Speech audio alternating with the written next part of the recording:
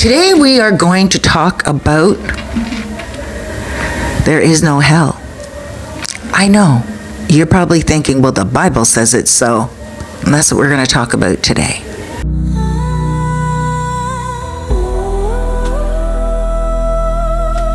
Okay, so no hell. You know, my God is a beautiful, forgiving God. And I just couldn't imagine that somebody who is just going about doing their daily work, trying to live in this life, is going to go to hell.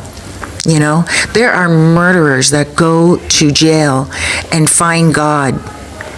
And then after they find God, they find forgiveness. They even ask for forgiveness from the people, from the person's family that they harmed and took their life. Sometimes families forgive them, sometimes they don't. Does that mean that that killer, murderer is any less forgiven from God? No. God does forgive. God forgives because God understands that we are born here with sometimes not the best choices. Sometimes people, they act out, they do things, and they wish they didn't do them. That's when God reads the tablet of our hearts. There are some people out there who are Satan worshipers. There's a story of one guy, and he led a lot of people away from God. Away from God. So he gets sick. He's laying in his deathbed, and all of a sudden, he's about to die, and he goes, oh, and he sees a beautiful light. And he says that he was so wrong, and he's trying to get these words out as he's dying, and he can't take back the time. There is beauty after death. Hell on earth is where we make our own hell. We do it through fear. We do it through worry, insecurity, insanity, doing the same action and expecting a different outcome. I believe that even if you kill yourself, you commit suicide, you're still not going to hell. Catholicism will have you believe that if you do that, you will go to hell. Now, I'm not saying do it at all, because there's something worse that happens if you do it. You will go to God, not to hell. And God will hold you. And God will show you that you killed yourself in the 11th hour.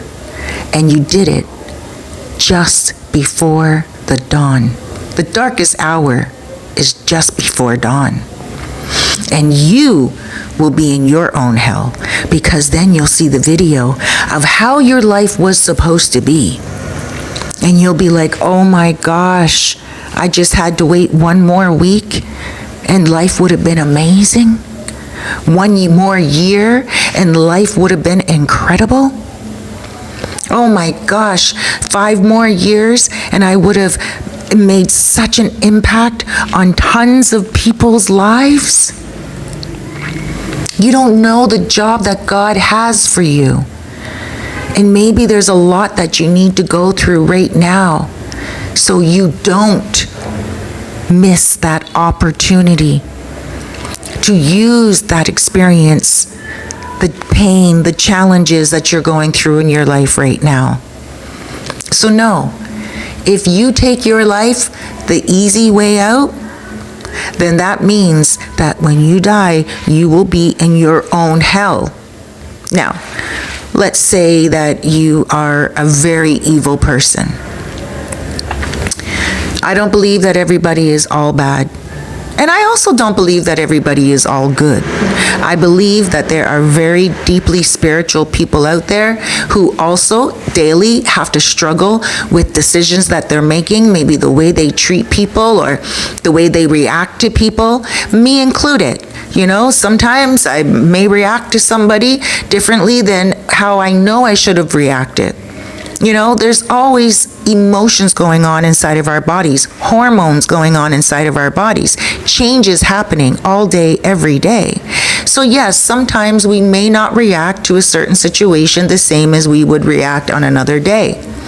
Spiritual people are not perfect people, you know, even if they are living by the fruits of their character. They are living a very good life and a wholesome, peaceful life, and they're wonderful. They volunteer and they do all this. They're still going to be affected at some time during their daily travels, and they will have to put themselves back into check and be like, you know what, this too shall pass. So I don't believe that every single spiritual person is all good, and I don't believe that a sinner is all bad.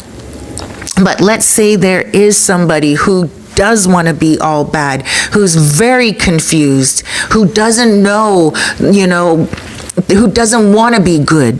They are angry at people. They're angry at life. They feel like people out there are just horrible and they don't even like them, right? And they want to hurt each and every one of them. I believe that that person too can be saved. I believe that just with a little bit of love, just the right circumstances, and that person will be given the opportunity to change into something more balanced, more peaceful, and more loving to themselves. Listen, there are pastors that have fallen, and there are people who are evil out there that have given themselves over to God. So right now, if you are a person that is negative, that is angry, that just hates the world, take a moment and just ask God to open your heart. Open your heart. You are already in hell. Hell is your mindset. Hell is your public domain, so to speak, because everybody can see it. Everybody's looking at you and everyone's like, oh yeah, that person's angry. When someone's angry living in hell, you can actually see it on their face. And that's you if that's how you're living your life. But you can get rid of it just with a little question. God, you got me? That's it. And guess what? That's the same question spiritual people ask. You really are no different. Just because you've done some mean things, just because you've lived this lifestyle where you hate people, it doesn't mean that you can't change that around. I mean, you still may get mad at people, but so do spiritual people. Deeply religious people, people that walk around with rosaries in their pocket all day, you know, moving the little beads and praying. Most of the time you see a lot of people doing that because they're about to kick off. They better rub those beads, because rubbing those beads reminds them that they got to live for God, you know? So please, if you are a person that is thinking that, you know, you're a horrible person and you're going to hell for some of the things that you did wrong, no, don't think that. Please look at my last video before this one, on two of them before this one, on forgiving yourself first. Forgive yourself. God is going to forgive you as well, because God reads the tablet of your heart. And even if the person who you did hurt does not forgive you, that's okay. Eventually, they will see the best part of you if they have the opportunity, and if not, eventually they will get over the hurt that you imposed upon them. You see, we are all children. We are all in a playground, and at some point, we are going to get someone that's going to throw sand at us. At another point, we're going to throw sand at someone else. We have to learn how to get up, get out of the sand, dust ourselves off, and go back to the playground when we feel like it is time. Every now and again, it's important to take yourself away from friction. Take yourself away from people who you know are your kickoff targets. You know, people who can press your buttons. It's really important to get away from them, because sometimes they could be a hell in and of itself. Hanging around people that don't match your energy.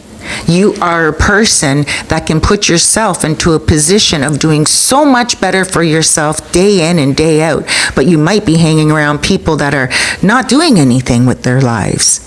They're just sitting around waiting for the next day. You know, maybe they have substance issues. Maybe they just have difficulty, you know, but they're not trying their best to be their best. Move away from all that. Get away from that. That will be your personal hell right there. Don't make it a comfort zone. Because eventually, if that person or those people or that group or wherever it is a personal hell, it's going to take a toll on you, on your hair, your nails, your teeth, your skin, your eyes, your energy. People will see it. And that becomes a hell, especially if it goes so far that you can't change that look because you've been doing it for so many years, and now you're at an age where you're like, wow, you look in the mirror and you're like, no more fresh face. Now you just feel tired and downtrodden, and you're feeling like, wow, you know, I wish I could have changed when I had the time to. Do it now. It's never too late. There is no hell that you're going to go to after you die. You're going to go straight to your Creator. Your Creator is going to be waiting for you with open arms, and all your celestial ancestors, and they're going to say to you, we have you. Sorry you went through what you went through.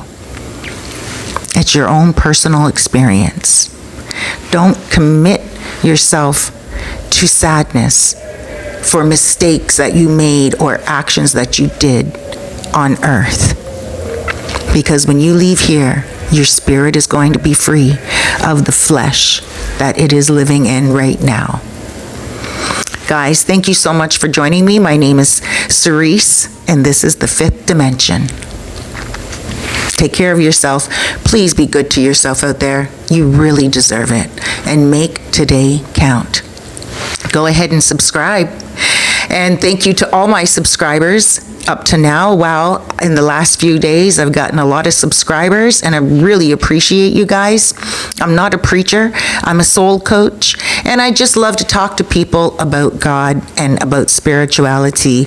And I love to read the Bible, but I also love to read other forms of inspiration as well. So maybe one day we'll also talk about books, like some really nice spiritual books, like the Diamond Sutra. That's one of my favorite ones. All right, guys, thank you so much for joining me. Huge hugs, loads of love, and big blesses.